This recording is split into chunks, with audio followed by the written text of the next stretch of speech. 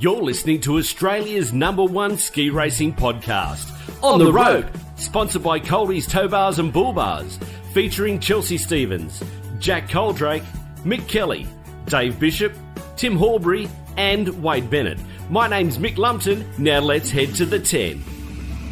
10, 9, 8, 7, 6, 5, 4, 3, 2, 1, go!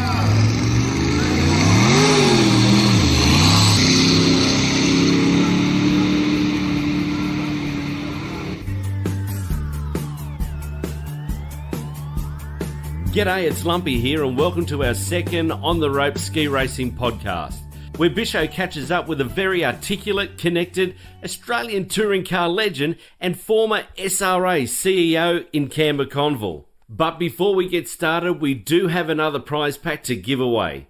And that's right, another one to the value of $350. All you have to do is answer a question that is asked in this podcast. Head over to our webpage, which is ontherope-podcast.com. Send in your answer. And of course, we couldn't do it without our great sponsors. Savage Force Merchandise, Rubber Jungle, Bullet Boats, Bad Lad, and of course, Coldy's Tow Bars and Bull Bars. Plus, we've got a new segment, Hot Tips with Ziggy. Now let's find out exactly how hard Bisho pushed Cam McConville. He opens up by finding out all about Cam's boating background.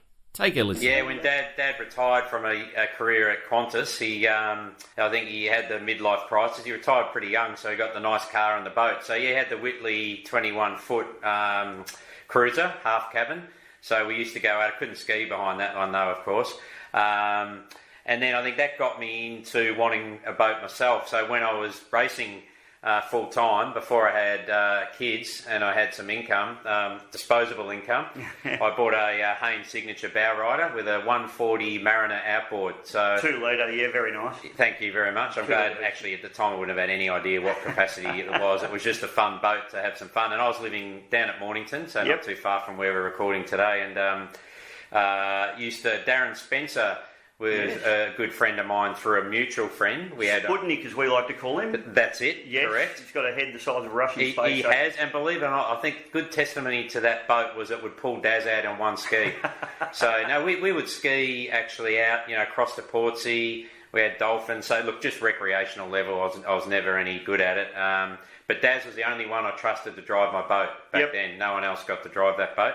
And then, I also, in my karting days, I was good friends with Lloyd Brewer, who was a ski racer and still with Rolco Marine. So did a bit of skiing with Lloyd over the years. Well, mate, you've preempted, because I was going to actually mention, there's obviously the Lloyd Brewers, who I knew you did go-karting with, and he's Rolco Marine, and he's been a good supporter of ski racing. He has. As well, young Lloydie. So get on to Rolco Marine there, ladies and gentlemen. But also, obviously, some circuit racing guys as well, like obviously Dale and Glenn Wood. Yes. Big boaties and big skiers and wakeboarders, and of course my old mates Todd and Rick Kelly, who they love their ski. Well, probably more Todd than Rick loves the ski racing, but Todd's absolutely into it. So was there any sort of connection there? No, it was funny. I knew that they were in and around the sport, and when I took on the CEO role, I actually called Todd up and I said, "What do you know about this sport?" And obviously through Darren I'd followed it, but from a distance. I'd never been to a Southern 80 or anything like that, because I'd been in motorsport-centric roles. Look, Todd's really... And it was funny because when at a V8 supercar round prior to coming on at ski racing, I was working at CAMS or I was racing myself, just part-time GTs and things like that. Whenever I'd stop them, once I started the role at the track, even if there was a cluster going on at V8 World, Todd would talk for 20 or 30 minutes. So would Cam, who managed the Cali racing. Cameron Kenworth Cox. Correct, yes. Cam Cox. So they would just grab me, normally near the catering area where they were having a coffee in the mornings on the way to the track, and just chew my ear off about ski racing. And I think, they're not alone there. Every member that I've met is passionate about the sport, and that's one of the things that I've really admired about my time involved, just the passion of all the members. Yeah, unwavering, really. It's interesting, and we'll touch on that a little bit later on, but... really wanted to know your why. I mean, you hear about, people's why they do anything. And how did the ski racing CEO role come about, obviously, first of all, and then what's it evolved into now? And tell us how that all sort of came about and where we're at now. Yeah, no, that's good. I think the short version is I, as I say, did a couple of years at CAMS, which is now Motorsport Australia, in a GM Motorsport Development. So I was overseeing the introduction of F4, the Young Pathway, the CAMS High Performance Plan, and also the Shannon's Nationals. I ended up being series director for that. So I was wearing a few hats there. And I always harboured an ambition to lead, to take on a CEO role. Yep. Eugene Arocca's still there, who I reported into. He wasn't going anywhere in a hurry. Yep. And after a couple of years there, I started to just keep an eye out for a role that I could, I guess, relate to. It didn't have to be motorsport, but equestrian or something like that was probably a bit left field. So the role came up once, and I actually applied for it, and I wasn't successful. When it came around back then in around 2016, 2017 or 2016. So then I went on to Zagami Autosport and ran a customer race division there for Bobby, and then the role came up again. So I had another crack, so second time lucky. So I was determined to get into the seat. I liked the sport, I guess, the passion around it. I think I could relate to it, but I also thought I could bring some levels of safety, my experience in motorsport, perhaps some governance experience, and hopefully some commercial sponsors, which I thought I could bring along. So anyway, I cut a long story short, I did convince them second time round, and it was a bit of a change. In chairman Russell Lewis had come on, and there was a few different board members at the time. But so I guess came on board, and where I am now, so I currently contract back to Ski Racing Australia as a consultant, so sport and commercial development. So look, I think everyone knows that we've had some challenges last year when the insurance was the renewal process, and I was right in the middle of all of that, trying to make sure that we could keep insurance. And it wasn't just ski racing. I mean, it's been a volatile market. There's a time when the insurer has the upper hand, and there's a time when the insured has the upper hand, and unfortunately it was the insurer back mid last year. So we looked at a 40% increase of the insurance. We looked at how we're going to keep the sport afloat, pardon the pun. And I'll say that the CEO is never a high-paid role in any sport, so just to clarify that. But, look, I had a couple of other people approach me about some contract work around that time, and I thought maybe there's a way that this could work for both parties. I can save the sport some money by resigning the CEO role, but I can still stay involved a few days a week, come up with some projects that the board wanted me to work on. The first one was the constitution change. So I guess that was something that I take, I'm proud that we saw that through, and we were able to educate the members that strategically long term it was probably a good call.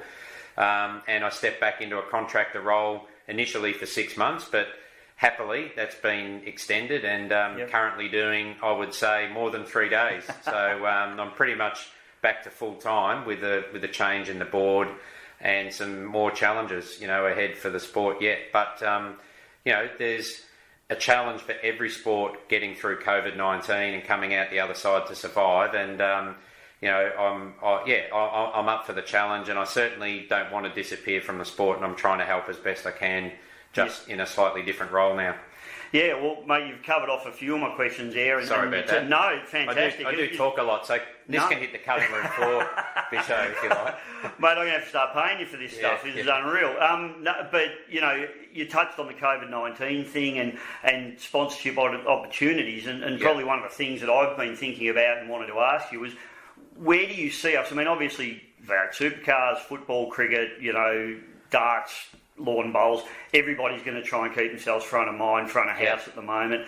And, there's obviously certain demographics that we appeal to in terms of sponsorship. I know you had the Holden, the Sports Cat deal going on, which, every guy wants to tow their ski race boat with something cool like that. Yes. What sort of other demographics and what sort of other products do you see us targeting in terms of sponsorship? Yeah, I when I started, that was one of the first things in the first 3-4 months. So let's see if we can commercialise our assets. And the biggest one for me, well, one of the obvious ones was our videos that were done by Sportscom, video wraps. The Southern 80 would get 6-figure views when it'd stay up for a couple of weeks, if you'd look at it 2 weeks later, it'd have over 100,000 views. And I thought that reach is quite significant, for a 1,500, 1,000, 1,100 member sport. So we commercialised those, and we were able to get some revenue in to SRA for the holding screen. So Mercury had been a long time supporter, and HSV took position on that as well as co-branding. There was the vehicle sponsorship. A lot of people, I guess, or members probably weren't aware that our insurer also contributed financially, but clearly we were spending quite a bit with them. And also our broker back then, Windsor Management, tipped in some money towards that Macintosh research that we did. In answer to your question, I think you're right. It's going to be very difficult. First of all, companies, the biggest handbrake on coming out of COVID-19 on any big corporate will be marketing. That's the first thing they'll put a line through, and expenditure. But we're not going to be foreign. There'll be a lot of sports, and I think also when you get into an Olympic year, it tends to be those Olympic sports tend to be able to get the dollars. I understand we're a lot smaller, so we've got to know our space. But we've got, and what I was able to, I guess, convince some of our partners was that we've got very proactive and engaged members. So if we can offer them one of your products, I'm sure the uptake, will be there within the membership base. And we've looked at a number of things, and I can touch on one of them, which was looking at through our previous insurer a bespoke boat package. And he was quite open to that, and we workshopped that around for 6 or 8 weeks, and that was my job to try and get these things over the line. But he needed 90% uptake from the members for it to work. So in other words, it was Dave Bishop has his boat insured by Club Marine. If we could get this package up, it'd be 30-40% less. But it needed big numbers to get it over the line. So I was trying to be creative, and then what we would do there is a rebate for every member that purchased that insurance would be invested back into the sport. Same with the HSV. If we had a sale of a Colorado Sports Cat or Rodeo, that would come back in, at the end of the financial year or whatever. So those sorts of packages and rebates are probably going to be things that we have to be more, attuned to, rather than just searching for top dollars. I mean, another one, and this is all sounds like ifs, buts and maybes, but we were very close in getting a naming rights partner for the Worlds team. So, Chelsea did a great job, and Bub, in trying to make that stack up, and you were part of that team, and everyone earned their spot, but to try and make it stack up financially. So I tried to, I guess, sell the Australian team naming rights to that, and we were very close at having a multinational, and it went all the way back to their head office in America, but unfortunately it was a little bit too left of field for them. It's a numbers game, Cam, like any sales gig, isn't it? It's you got to throw the numbers out there. And so no, you're right, and look, so it wasn't for lack of trying, but we're not a high profile sport. However, we're very much community engaged, so I think that's where we need to really focus on. 100%. Mate, I just want to touch base. A lot of people come to me, you hear the bank talk, and probably because I'm around ski racing all the time, I'm around the people, and I speak to everyone from the 60 mile an hour guys that are that passionate, it's crazy. I just love them. Up to your superclass guys, and you hear a lot of, the bloody CEO, he's done this, or he's made this decision, or he's made that decision. I know it's not like that. Tell people what the role of the CEO is, because I know you're ultimately answerable to the board, aren't you? Yeah, for sure. That would have been previous CEOs you would have had that feedback on, of course. Bisho wasn't me. Never you, mate. Never you. No, absolutely not. No, so the CEO, I guess, is the conduit to the board and the members. You're the middleman, effectively, in any CEO in any sport. If you look at the Constitution, the CEO has certain powers designated by the board, but not all. So any decision that was going to impact the direction of the sport, classes, events, anything like that is voted on and decided by the board. And in the previous board, I can say that, there was a couple of wild cards. So they would have a casting vote, if it was a hung jury, or Russell Wood as the chair. But otherwise, it was the vote of the board. So the CEO's role is to certainly manage his or her board and steer his board with data and information, and certainly encourage them to head in a direction. But there was, as I say, there were certain things that I could make a decision on, which might be, for example, I changed the indemnity or the waiver form, the membership waiver form. I thought there were some holes in that, and I copped a little bit of flack from a few members that it was too heavy-sided, that one there, the board gave me the power if I thought that, with our legal, obviously who wrote it, I didn't write the indemnity, our legal firm did. They gave me those powers. But anything that I guess were big ticket decisions about the sport, then certainly they were at board level. Yeah. Tough gig, mate, like, really, when you think about it. And when you came on board, I think we had two. I think Blake Ticknell. Just before me. Just happened before you. And I think Kevin Bartrick. Yeah, also just before my time. So they were under Wes's leadership, But still pretty tough. And then obviously we had the unfortunate passing of Dale Ashton. Of course. At Road. So, I mean, that's... How do you deal with it? I mean, yourself, mentally, you come into this, wow, like, this is big stuff. This isn't just someone's broken their toe, you know. This affects the sport, it affects sponsorship, it affects insurance. And you're here... And probably didn't know a lot about the sport at that stage, or how it ran even, you know, and you come into basically a firestorm of, oh my God, what do I do here? How did you deal with that, and what was your mindset there? Yeah, look, firstly, you know, I feel for the Ashtons, you know, because it's terrible. No one wants to see that. I came in with my eyes wide open. I knew that it was a high-risk, dangerous sport. I knew that we'd had incidents. Obviously, I had people in the sport like Lloyd and you know, Darren to keep me, to give me a bit of a heads up as to what I was coming into. You know, I think when you look at it, there's no common. Every incident's different, and that's the same in car racing. There's never one cause for any incident, and people can say ski racing is dangerous, well, motor racing's dangerous, football's dangerous. You know, it's all relative. You know, I never wanted it to happen under my watch. You know, I was hoping that it wouldn't happen. I guess there's some areas that we started working on, you know, as far as the helmet study hadn't been finished. The next round is neck restraint testing. There was certainly a lot of things I could see when I came in that needed to improve from a safety perspective. You know, did they have any bearing on the outcome of Dale's tragic accident? No. You know, I don't think any helmet or neck restraint would have changed that outcome. Yeah. But you know, how did I cope with that? I tried to show empathy, you know, because no one could put yourself in Dale's wife's shoes. You know, no one could do that. Same for the Hackett family, you know. I was there on the bank like everyone else. I was, you know, tried to get our chaplain in, a motorsport chaplain. I don't want to go too much into the detail, you know, but I guess what I found was briefing the competitors the next morning. That was the toughest thing, you know, trying not to keep it together. I guess the main thing as a CEO was to lead through that time, be compassionate. But I felt that it was, and the board, obviously it was the board's decision whether we cancelled the race or not. I felt that some competitors would have felt like they just needed to get out there, but maybe their heads weren't in it. And I felt it was a better mark of respect to not race.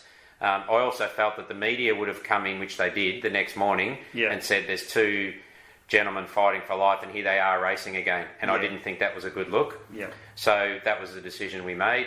You know, I was then obviously going through with the police, etc. But, you know, I had my own teary moment driving back 2 days later because I stayed all the next day. And, but I still think of that incident and I just feel for the families, and I hope that as a sport we can continue to learn from these incidents and prevent them happening in the future.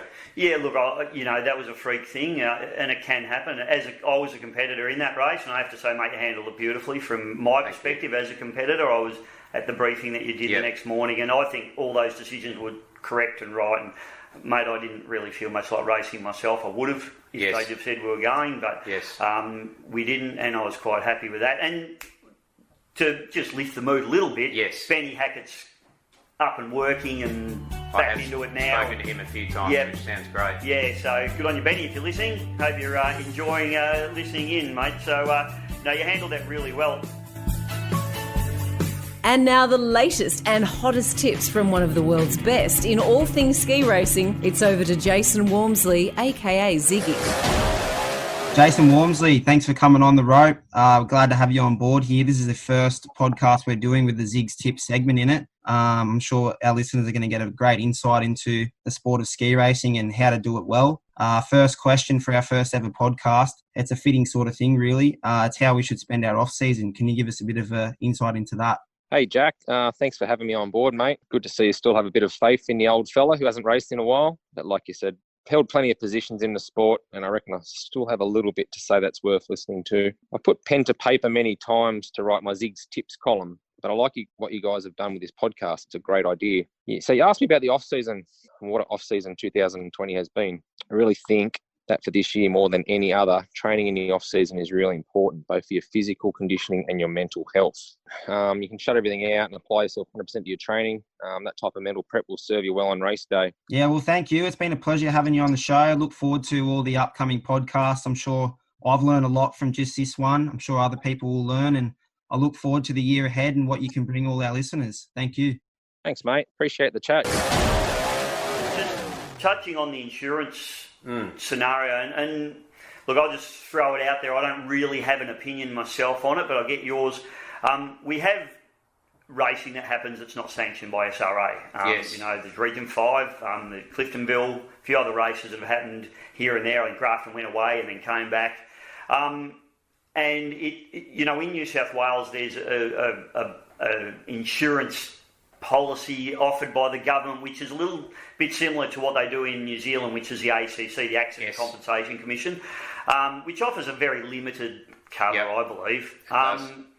People are quite happy to go and do that, or certain people are. I'm not saying that I would. I don't think I would, but it's going to be up to the individuals to decide that.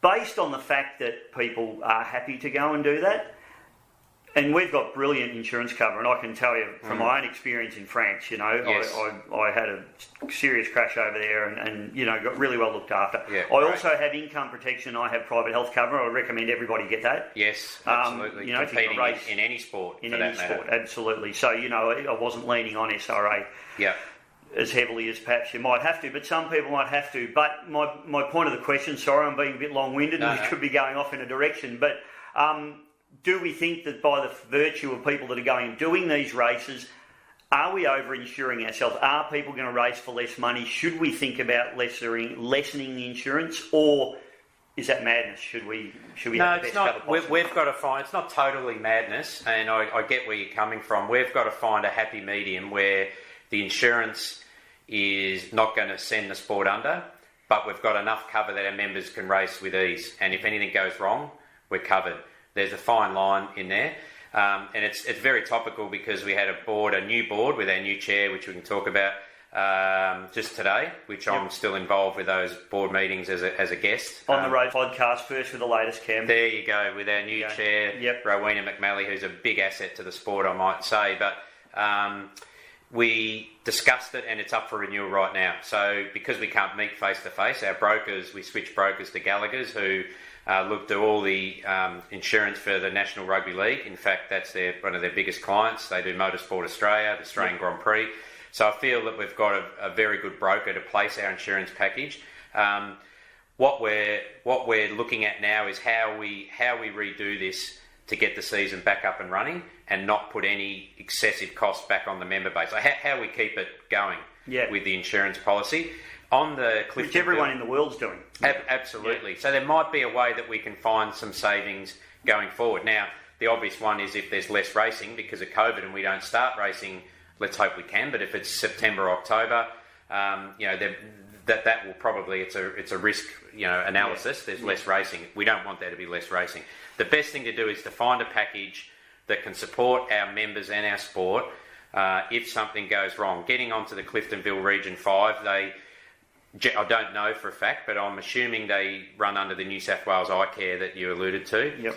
It has a very basic cover for permanent disability. So if you're to lose eyesight or lose a finger or something like that, heaven forbid doesn't happen. But I feel they've been, and I'm not trying to put the pressure on them, because they do great things, and most of the competitors there are SRA members. You know, I was going to make that point. Yeah, that's right. Everyone racing there is an SRA member. Correct. They have a junior development program. You know, Cliftonville do it really well. Our members compete there. I've reached out to them when I first started. We'd love them to come in under. You know, and I think I think there's still work to be done there to bring them in under. But I would also say that I feel they've been fortunate that they haven't had a major incident. I'm not saying don't go and race. I wouldn't say that. but the level of cover that SRA have is a very different level to what's offered at those events. Yep. And, we certainly need to... I think the insurance to keep the sport going in this last 12 months came at a big cost. Yep. And that's not... We can't substantiate that. We've got 3 key strategies at the moment that the board talked about today, and we've got 2 half-day workshops coming up in the next 2 weeks to keep the ball rolling with our new board. And it is to get back racing as soon as possible, to renew the insurance at a much more palatable rate, yep. and get some strategy going for the next 12 to 18 months for longevity in the sport. And that will involve lobbying governments for funding. We need to look outside the box. And, we have a very, as I said, passionate group. Our events, particularly regional, are big. I know Mildura Ski Club do a very good job of tapping into the local government there. So they're, the 3 short-term things that we're looking at. And insurance is a hot topic. So where the new board is working now, flat out, on achieving that. I get, from my perspective, and it's been like this forever, is our cross-competitor liability. I mean, the theory is, I guess, that a skier can fall and then can sue the observer. You end up in court and the judge says, well, why didn't you slow down for the skier? Not understanding the sport at all. Sure. And you've got a problem. So that's, I guess, why our cover is so good, because it does cover that. Yes. You get what you pay for. And I guess if you ask, would we ever race without insurance? No chance. No. So the sport wouldn't survive without it. A lot of the venues, and Maritime is an example, RMS, if we want a permit to run the Southern 80, the Southern Moama Water Sport Club need 20 million public liability. If I'm to go and run a basic defensive drive day at Sandown as Cameron McConville Inc., I need 20 million PL cover in case someone slips and falls over. So there's a certain level of insurance we must have. We're just now going to spend the time in this off-season while there's no racing to make sure we get the best package at the right level, but is sustainable for the sport.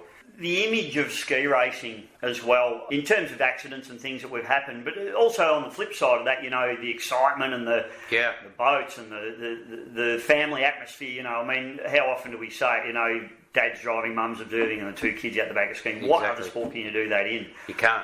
Where do you see the image of the sport, though, at the moment in the general public? I mean, would your kids are racing go-karts at the moment, I believe? Driving go-karts, not racing. Just driving? No, I don't earn enough money to have them racing. Come on, mate, this is me you're talking to, and just one or two other we've got a really couple of go-karts, friends. Yes. But would you encourage your kids to ski if that's something they wanted to do? Well, my daughter does ski, actually. She's skied a few times up at Bundalong. A friend of hers has got a place up there. And my son... I shouldn't say it's a dirty word. He does a bit of wakeboarding. But, I get what you're saying. I think we've got a lot of work to do in that junior development space. I think, as I say, I know Moama, after the BHAG, run a day. Mildura, again, are proactive in that space. I think we've got a lot of work to do, but I think we're rebooting the sport out of COVID, and I think we've just got to walk before we run, We had a stand, for example, last year at the boat show, try and get some interest. I think we need to be out there a bit more at those type of events. 100%. And we need to encourage kids. We need to not forget, and I know there's been a lot of talk in the sport since I've been involved, which is nearly 2 years now, about superclass and speeds. We need to not forget the grassroots. Like you mentioned earlier, the 60 mile an hour, those guys, they're the backbone of the sport, really. We need to find a way to attract the next generation. I agree. And I think that's a whole different strategy piece on itself. I think the image, I mean, I can say I've been very fortunate over the years. I've driven an F1 car, I've raced cars.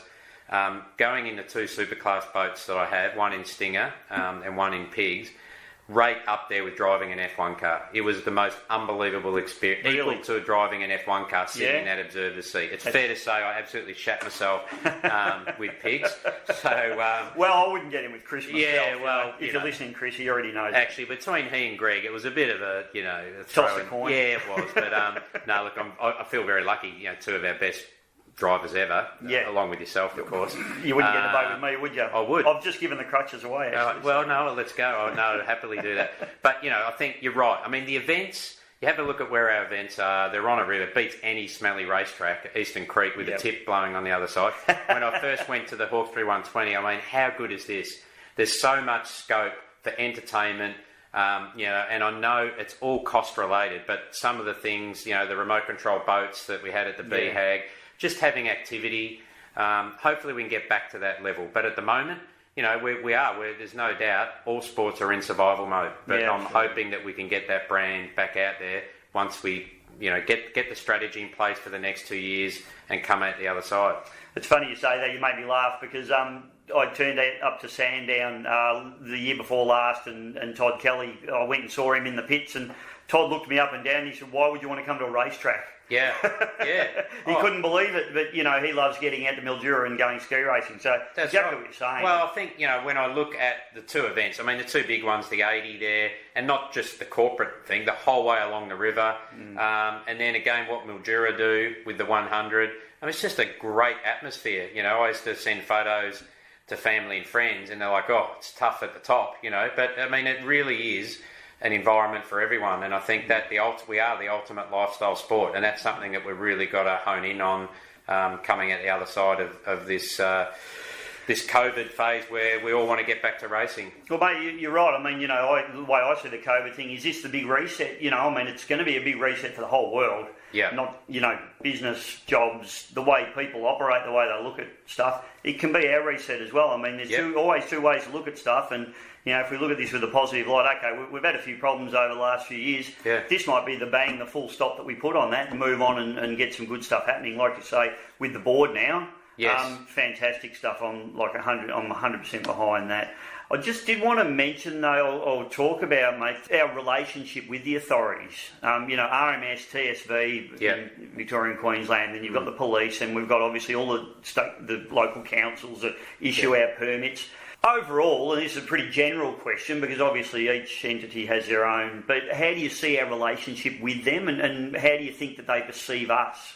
Yeah, I think over the years, from what I can tell, it's had its trials and tribulations. It's been up and down. But I would say currently, 95% of our stakeholders, and Maritime being the biggest one, are ski racing fans. They really are. Yeah.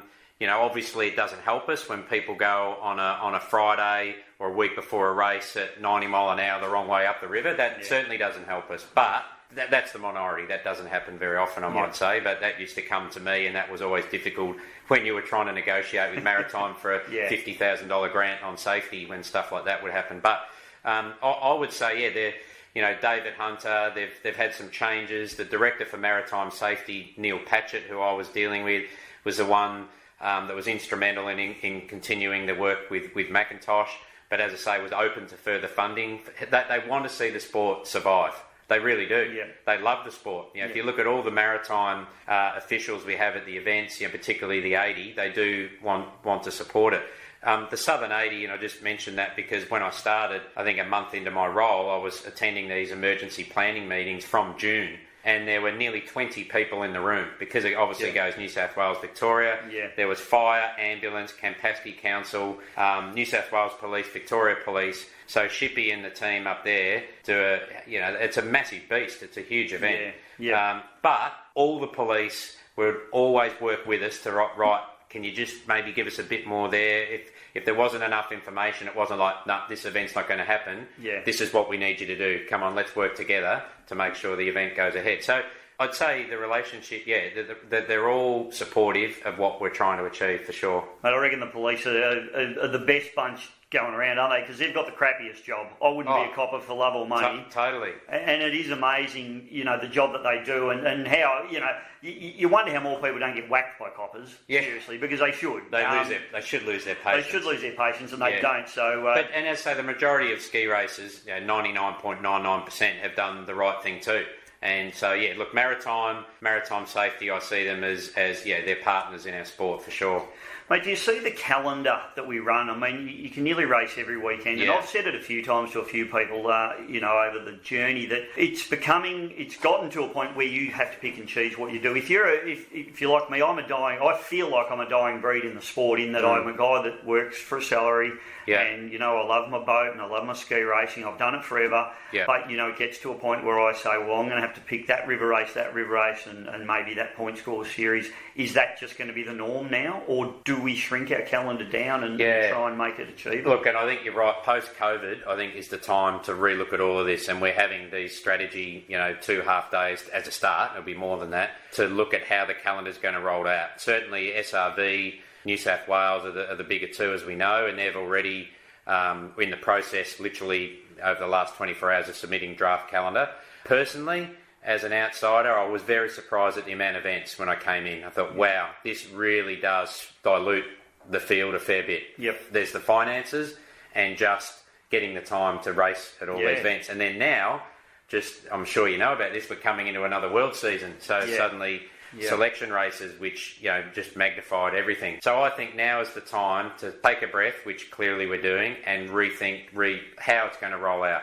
I think the mix of our calendar is good. I think we can't lose that club level point score racing, circuits, classics, but there is a lot of events. Yeah. And is it sustainable for the clubs is another thing. Can the clubs run 9 or 8 or 9 point scores between 3 different states, weekends apart, and have 10 entries or 8 boats and 25 entries? I don't think that's sustainable. Yep. So at the moment, we'll be going back to the states, back to the clubs. We need to get input from everyone. It's not just what the board think. We need to get input from the clubs.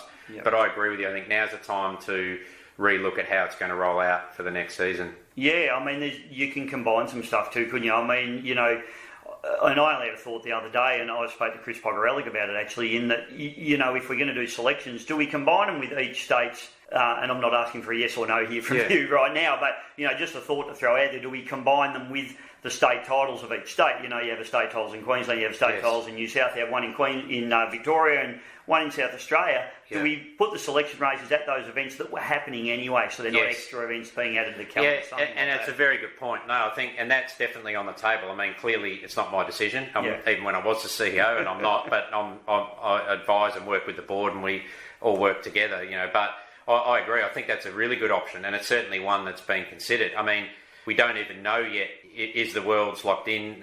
I don't know, is it post-COVID? If you ask me, and this is just Cam McConville as a ski racing, because I am a social member. Yep. I think 2 years is too soon, and I don't want to get anyone that anyone that makes a world level event. My hat's off to. It's massive.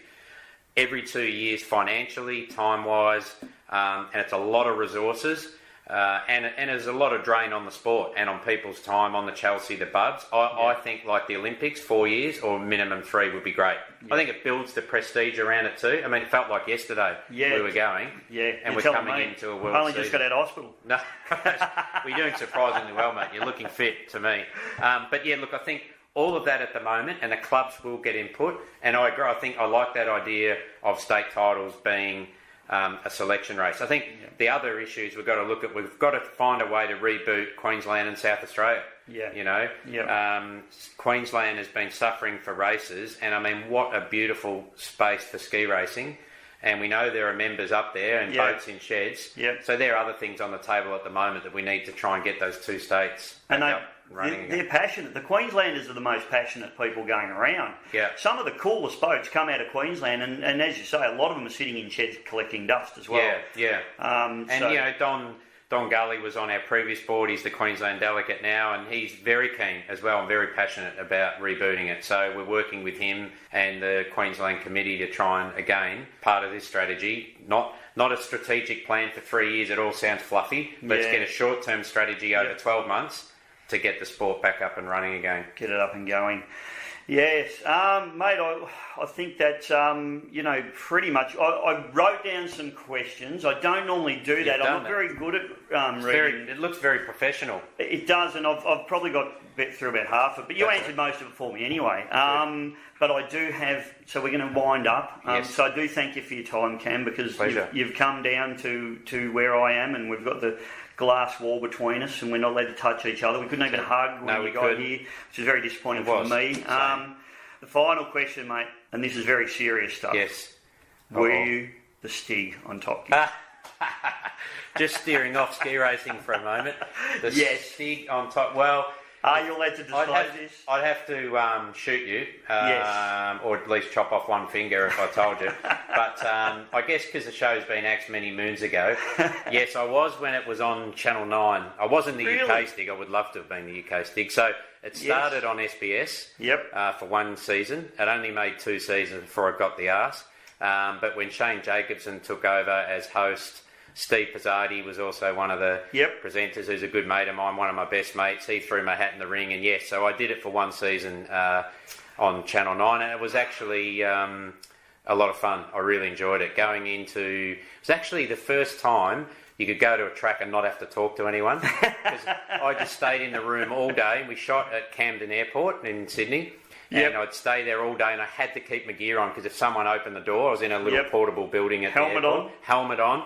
And one day, I'll tell one quick story, Hamish Blake and Andy Lee were the ones doing the ute laps. Yes. So I was always stig lapping the hot car of the week when they were doing their ute laps in the shitbox. And they were trying to unzip me and open my visor, and it was anyway, it was a bit of fun. So it was a bit of fun. Well, mate, I did not expect that. I thought you would have kept that under your hat and kept it secret. No, it doesn't matter. I can't get sued. I can't get sued any further. But no, look, it's been a pleasure, Bisho. I take my hat off to what you're doing with the podcast. It's great to keep the sport informed. And all I'll say to the members is to give the new board, the old board did a great job, give this new board a go. Stay a member of Ski Racing Australia, because if you can afford to stay a member, you're going to help keep the sport going. Hey, Bisho. Hey, guys. I tell you what, that was a fantastic interview done there with Cam McConville. Joining us here this afternoon, or on this podcast, we've got Tim Horbury, Mick Kelly, Chelsea Stevens, and, of course, Dave Bishop, who did the interview, and Jack Coldrake. Fantastic interview there, Bisho, mate. I tell you what, he probably brings to ski racing what he put into V8 supercar racing, but did he or did he not? Was he asked to leave this position that he was in? Yeah, hey, it was great to to touch off. First of all, Lumpy, great to catch up with him, and great for Cameron to give us his time as well. He actually drove across the other side of Melbourne to come and chat with me, and he was more than keen and more than ready and willing to help. And I genuinely think he's got a love for the sport, mate. So yeah, I think in terms of the discussion that we had, him and I, and you would have just heard it on the podcast, was that he sort of looked at the situation and saw that there was no money really. I mean, the reality was at the end of the day, SRA didn't have the money in the coffers to, realistically be able to pay him. And as he mentioned in the pod. So I think it was a mutual agreement, a mutual decision. I think it worked for everybody. And it's great to have, I think it's great that Cameron sort of put his hand up. I mean, I know people say, he's going to get paid as a contractor, blah, blah, blah. But I think we do need professional people in our sport. We do need recognisable faces. And, his promotion's probably priceless, I reckon, Lump. Yeah, no, that's exactly right. And Chelsea, you had a couple of things to say as well. So, I mean, I think Cam McConville, he made a few really good points, to be honest. I mean, junior development, something that's very close to my heart, and love, the Tasman Challenge down here in Victoria. And Cam spoke about, I guess, getting in front of new crowds, which I think is very true. It's important that we get in front of new crowds. He mentioned the boat show and things like that. And I think that's really important because at the moment, a lot of our junior development's just done internally in the sport, I guess. So not really getting us, in front of new people to get into the sport. Although we will also need to amp up the internal junior development as well. So there's a few other things, I guess, the calendar and a post-COVID restart and about the sort of the number of events we have in the sport, I think is really important as well. And that's something we need to really look into. And selection races, he spoke about selection races and potential. Bisho, I think, mentioned the potential of running them at our state titles. And, although I think that's a great idea, I just don't think that's feasible with world titles taking place in totally different water conditions. I think that makes it a little bit hard, that's for sure, for something like that to take place. But I guess to finish off, he did touch on the fact that this is a little bit difficult for me, that my father-in-law is one of the best drivers in history. And I mean, I've got to sit at family barbecues with this guy, right? So I didn't know David Bishop was your father-in-law. No, if we can remove that out of the podcast, Lumpy, that'd be really good for the future of my sanity. It's all in there. It's all in there. It's all done. No. Else is too late.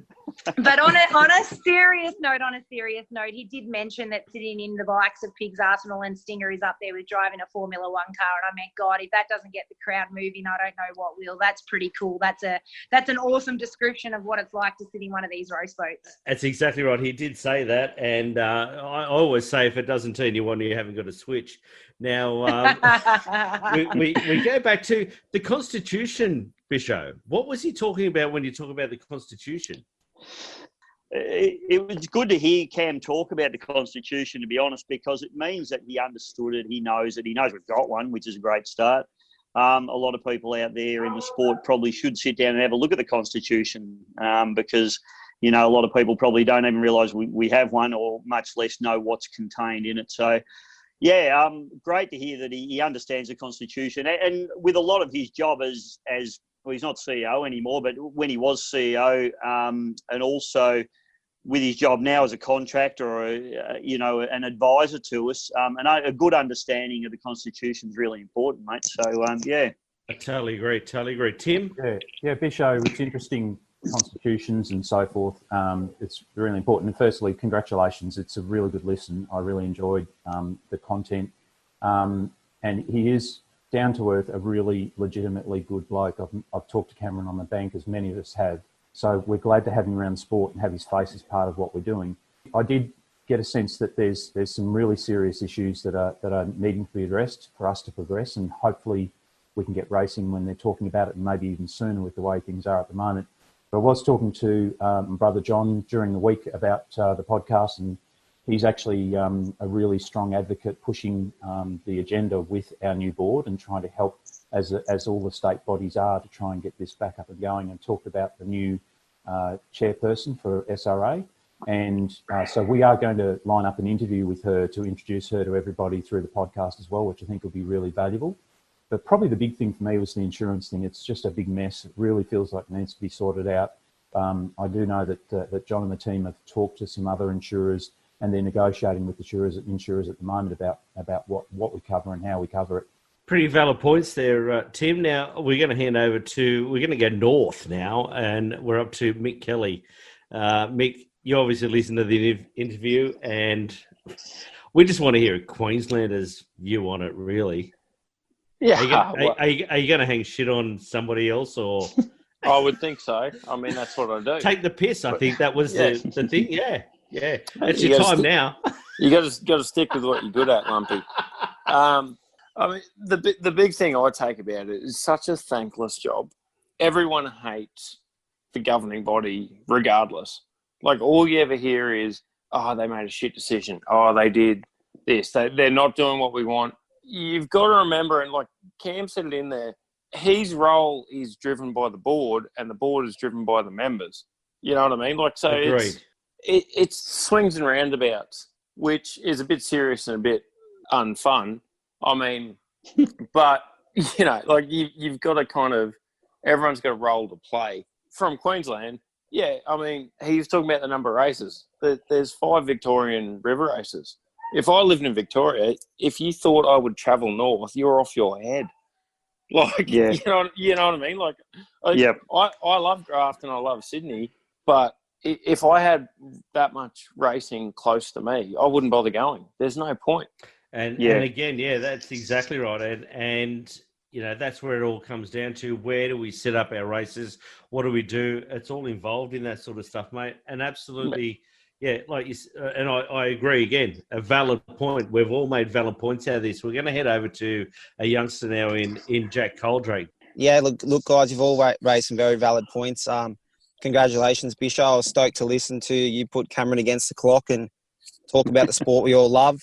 It's very interesting to get his aspect and insight on what it's like to steer the ship. Obviously, we all heard that the CEO role is a very difficult role and one that can be, people can easily hang it on him. But as we've all learned, he's driven by the board and the board's driven by its members. I think that Cameron he's a great bloke, and he's done a lot of great things in many different categories. As we all know, he's a pretty high caliber person. To be able to listen to him talk about the sport we love is pretty cool. The insurance thing, I didn't know much about it myself, to be honest. So it was very interesting to hear what he had to say, the issues surrounding the insurance, and how we can move forward, etc., and the types of things they've done to help it. Yeah. I believe the recent accidents probably hasn't helped the case, although he touched on safety and junior development. And I think that if we support those areas, they're definitely a way to move forward and help our sport. Well said, mate. And I totally agree. Just going back to Mick. Now, as far as his job's concerned, nobody likes that job. And you're 100% right, because everybody that is on top then all of a sudden the people down below, they go, oh, well, he doesn't know what he's talking about. He doesn't know. Who now stands up to go, well, I want to be the CEO? No, mate, like you make a real good point. It's a bold move, and you need someone who's bold. You need someone with a set of balls. Did you say bald or bold? Well, I said balls. I mean, I'm not suggesting it couldn't be a woman. Yeah, Christy, watch yourself, Nico. I'd vote for you, Charles. Christy was a great CEO. She made calls that people didn't want to make. It didn't make her popular. That's the nature of the beast. If you want to be at the top line, you need to think about outside influences to your decisions, be it RMS, be it safety, be it whatever. It's all well and good to go, we should do this. Yep. You know what? Screw these classes. This is how you should run it. But it's not that simple sometimes. And no, it's not, we as a podcast, we're not in SRA's pocket. We're not in anyone's pocket. I'll say stuff that upsets people every day of the week, but it's pertinent to think, it's not always black and white. It's not as easy as people think. And, on Facebook or whatever, everyone's got an opinion, but you need to keep in mind everyone else's angles and what you need to achieve before you really have a shot at somebody else, I think. The job of a CEO of somewhere, doesn't matter where you are. You can be CEO of Woolworths, or you're not going to be popular with everybody. You can't keep everybody happy. The key thing, Lumpy, is though that we need a plan, and unfortunately through the journey we've got lost in our pathway. Yeah. And so the constitution that Bisho was referring to earlier, the fact is we needed to rejig it so that actually everybody did get a fair and even say across the state. So as you know, I've moved back to South Australia. There's a very, very low presence here of ski racing. But the reality is when I go up to the river, the Murray River, it's a beautiful part of the world. There are ski boats everywhere and people who own shacks and they're water skiing. They're just not engaged in the same way as the people are at Windsor or at Chuka or Mildura. And we need to actually find a way to get them back into the sport. Well, I'll tell you what, the only way we're going to do that is by doing this podcast. On the Road podcast, we need to get people involved, exactly what Bisho did. You got Cam McConville, the ex-CEO of Ski Racing Australia, involved. A fantastic interview, Bisho. Thanks, Lumpy. Well, this week's question is, who tried to rip off Cam's driving suit and reveal to the world who the Stig really was? And bye for now. And you are... On the road. Audio production has been proudly produced by Mal's Media in association with our On the Road podcast sponsors, Coldy's Tow Bars and Bull Bars, Mark Savage Merchandise, Bullet Boats, Rubber Jungle Wetsuits, TJH Coaching and Consulting, Rapid Concepts, Sven Productions, Bad Lad Australia, and Bisho Media.